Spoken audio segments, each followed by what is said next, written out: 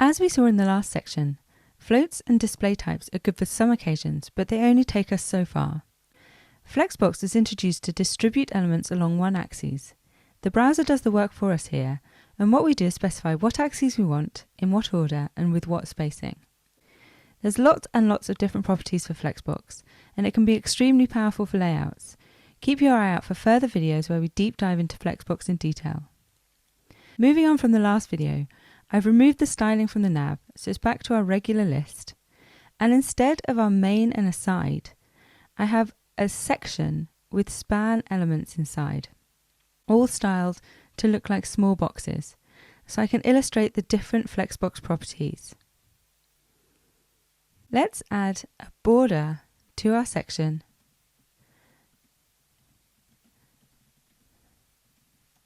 and some padding on the inside so we can see where it is in regards to our elements inside it.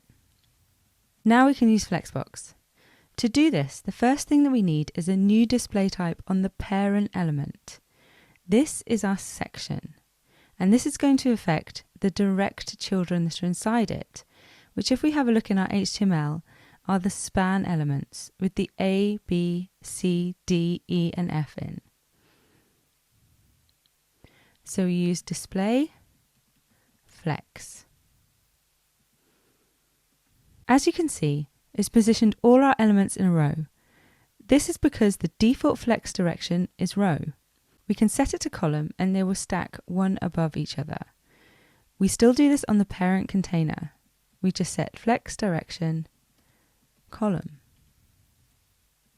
And they're back to stacking one on top of each other. We can also change the direction with row reverse and column reverse.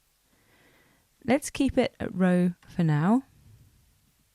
And you'll notice how all the elements sit together on the left.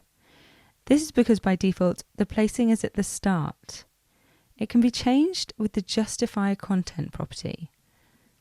This is probably one of the most used properties with Flexbox. We can change it so they sit on the right with flex end and move them back to the default with flex start. But there are a few other values that we can put in here. We can have them sit in the middle by putting center. We can also add space in between or around these items. There's space between, which keeps the first and the last element at the edges and distributes the space evenly in between all the elements. There's space around, which puts the same space in between the elements and then half of that space on either side. Or there's space evenly, which puts the same amount of space in between and on either side of the elements. As well as spacing items out on the horizontal axes, or the vertical if we change the order to column, we can move them on the opposite axes too. We do that with the align items property. Before I illustrate that to you, I'm going to add a height to this section so we can see the effects. You'll notice that by default they're stretched out to fill the entire height of the container. This is because align items by default is set to stretch. We can set them to be at the top of the container with flex start, or at the bottom with flex end, or in the center again.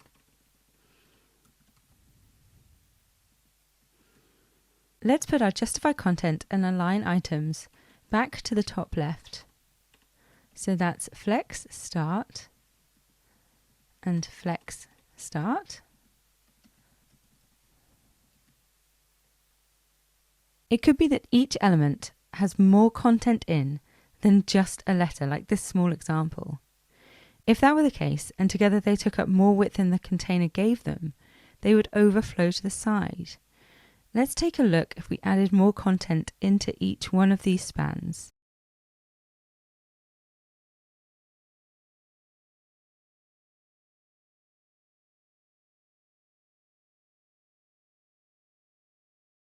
As you can see, the content is going over the edge of our containing section element.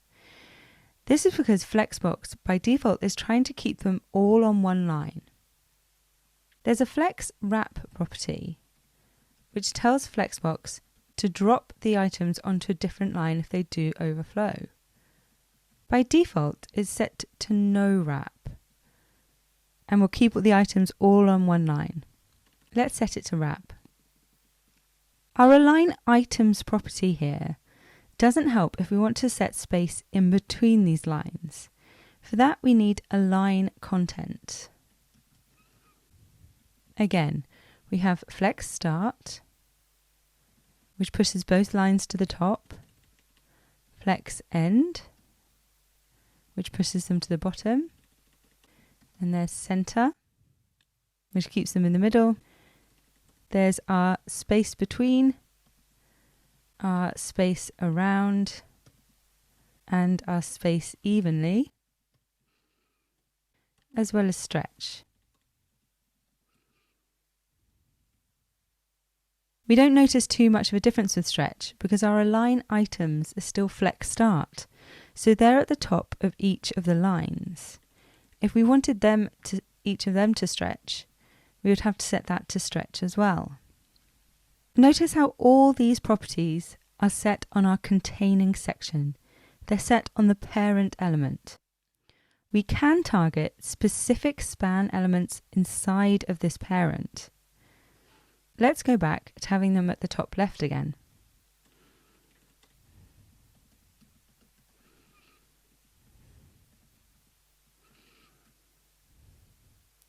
And remove that extra content.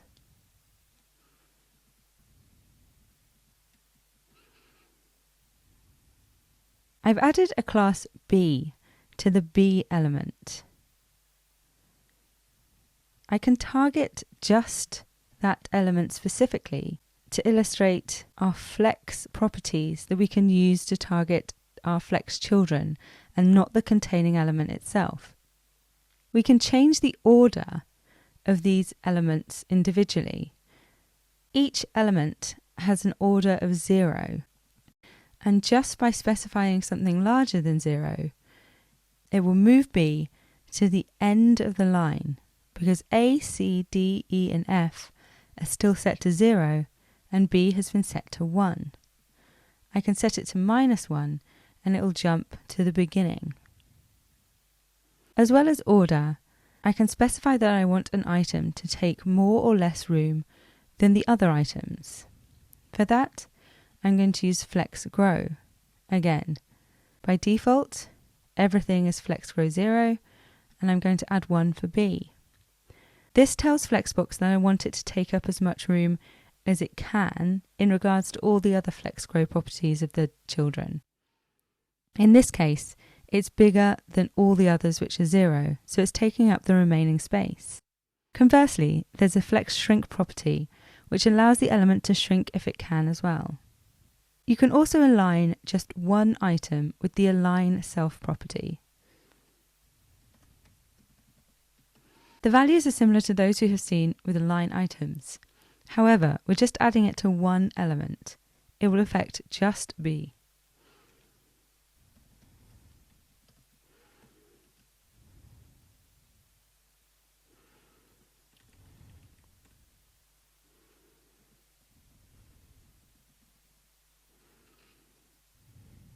Don't worry if all these properties that we've been over seem a little bit overwhelming and confusing at this point. We'll be practicing them in our CSS lab in a couple of videos' time. Let's go back to this nav that we tried to put in line and move to the right in our last video. Let's try doing that again, but with Flexbox instead. Remember that we want to add Flexbox to the parent of the elements that we want to move. If we go back to our HTML, you'll see that the parent of the LIs is actually the UL. So let's put display flex on the UL. This now means that all the direct children, our LIs, are being distributed by the browser. They're automatically all sitting in line. If we want them to all be on the right, we can use our justify content property and set it to flex end. Now, the LIs themselves are free to be styled how you choose. In fact, we could give them the same styles that our spans have in the demo below. Remember when we use a comma and write another element in our CSS? So we have two elements with a comma in between, and it means and. So both of these elements are going to have the same styling. So now these LIs have got a border and a little bit of padding. This was just an introduction to Flexbox. Try playing around with some of the different values yourself to get a feel for it. We'll be practicing it and using it in our upcoming lab when we style the blog and article pages.